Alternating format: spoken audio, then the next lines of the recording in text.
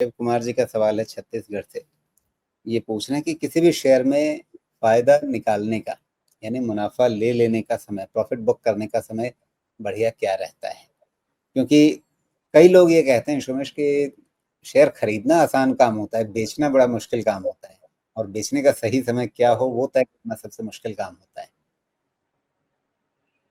मुझे तो ऐसा लगता है ये खरीदना और बेचना दोनों बड़ा आसान काम है। प्रॉब्लम तब होती है जब उसको होल्ड करना होता है, वो मन नहीं बनता और प्रॉफिट राइड करना नहीं हो पाता।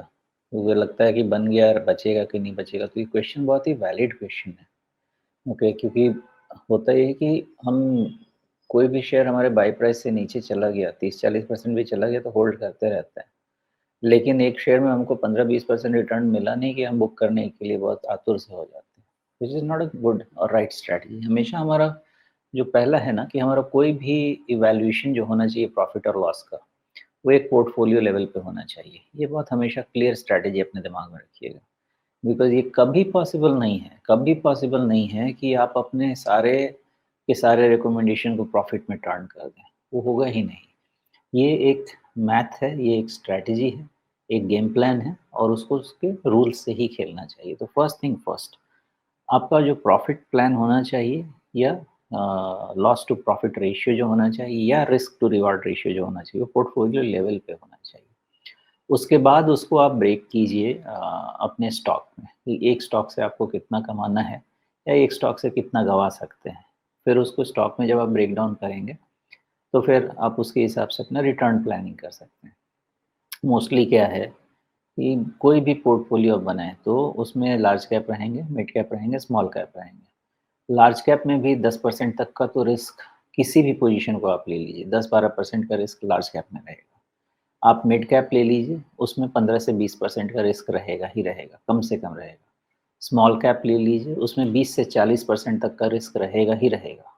वो अपना नेचर है उनका, given the liquidity scenario and the high beta situation, वो इतना रिस्क रहेगा ही। इसलिए आपको जब रिवार्ड भी बनाना होगा तो रिवार्ड में भी आपको लार्ज कैप से रिवार्ड कम से कम 20 से 25% का बनाना पड़ेगा, 20% का तो बनाना ही पड़ेगा। मिड कैप से कम आपको 25 से 30% का कमाई बनाना पड़ेगा, कम से कम हो सकता है 25 से 35%। स्मॉल कैप से आपको कम से कम 30 टू 50% का कमाई आरओआई बनाना पड़ेगा, नहीं तो मुश्किल है। इतना आप नहीं कमाएँगे, तो फिर आपका उल्टा साइड वाला रिस्क मैनेज नहीं हो पाएगा। और ये जब आप करेंगे तो आपका पोर्टफोलियो फिर आपका जो नॉर्मली होना चाहिए 18% प्लस माइनस सीएजीआर उसके लिए बैठ सकता है।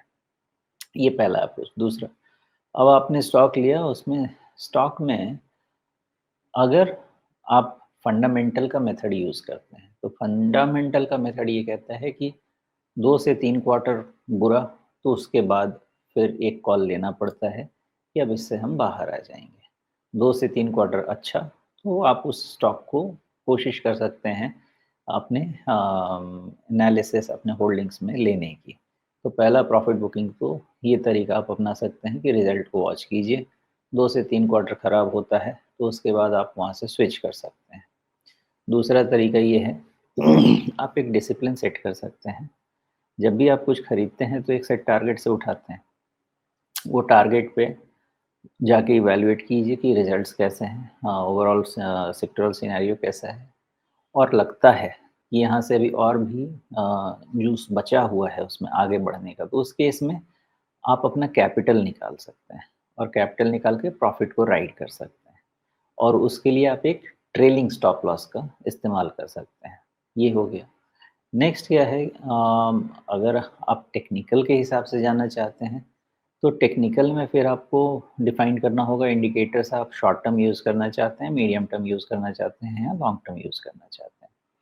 अगर वैसा आप करना चाहते हैं, तो प्रॉफिट बुकिंग के लिए भी आपके पास सिनेरियो ये होता है कि जब तक आपका 20 डीएमए के नीचे क्लोज़ नहीं मिलता है 2-3 दिन का, तब तक आप उसको होल्ड कर सकते हैं एज़ मतलब टू राइट द प्रॉफिट। लेकिन 2-3 दिन के नीचे क्लोज़ हुआ तो फिर शॉर्ट टर्म अगर आपका व्यू है तो निकल जाना चाहिए। मिड टर्म मतलब करीब-करीब जो 1 साल का व्यू होता है, 1 साल के व्यू में क्या हो, आप 50 डीए में वॉच कर सकते हैं। 50 डीएमए के नीचे अगर 2-3 दिन का क्लोज होता है, देन एक फेयर कॉल लिया जा सकता है कि प्रॉफिट बुकिंग करनी चाहिए। और वैसे ही लॉन्ग टर्म के लिए 200 डीएमए यूज़ कर सकते हैं। उसके नीचे अगर क्लोज होना शुरू होता है तो एक फेयर आइडिया लिया जा सकता है कि आप वहाँ पे पार्शियल या फुल प्रॉफिट बुक कर सकते हैं। तो ये अलग-अलग मेथड है, जो जिसको सूट करता है, जो जिसको समझ में आता है।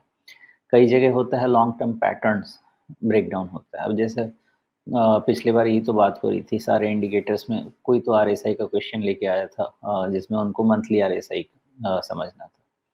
तो आरएसआई तो वैसा कुछ मुझे नहीं लगता कि यूज़ करना चाहिए, इसके लिए वो ट्रेडिंग के लिए बेहतर है।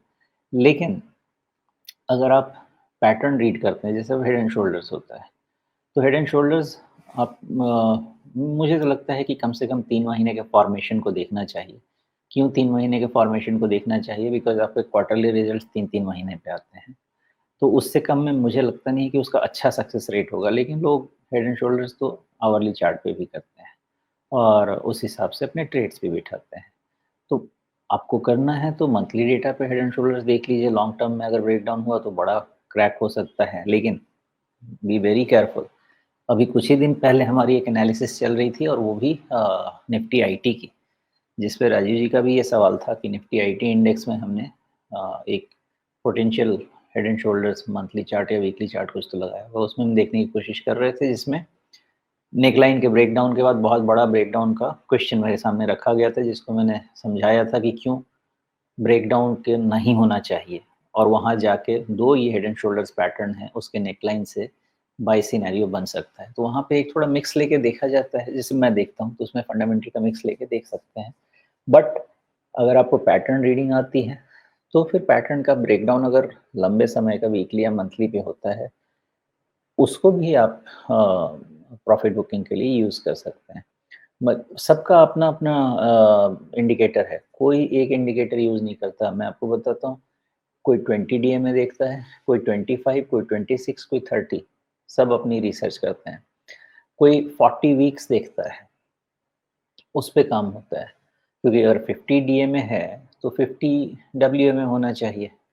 कोई एक्स्पोनेंशियल मूविंग एवरेज पे काम करता है, सारे इंडिकेटर अलग हैं। लेकिन अगर सिंपल करके चलना है कि चलो कुछ फॉलो करना है, तो जो नॉर्मल आपको मूविंग एवरेजेस बोले वो भी काम कर सकते हैं शॉर्ट, मीडियम टर्म और लॉन्ग टर्म के हिसाब से।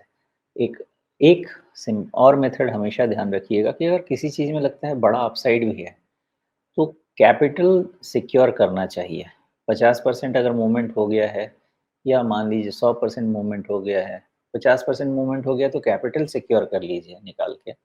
100% मूवमेंट हो गया है तो 50% बुक कर लीजिए, बाकी को राइड कर लीजिए। ये एक डिसिप्लिन मेथड है, तो पूरा छूटेगा भी नहीं। हाँ, ये भी बात है कि 100% गेन जो राइड है वो तो कोई नहीं कर सकता, कम से कम मुझसे तो नहीं होगा।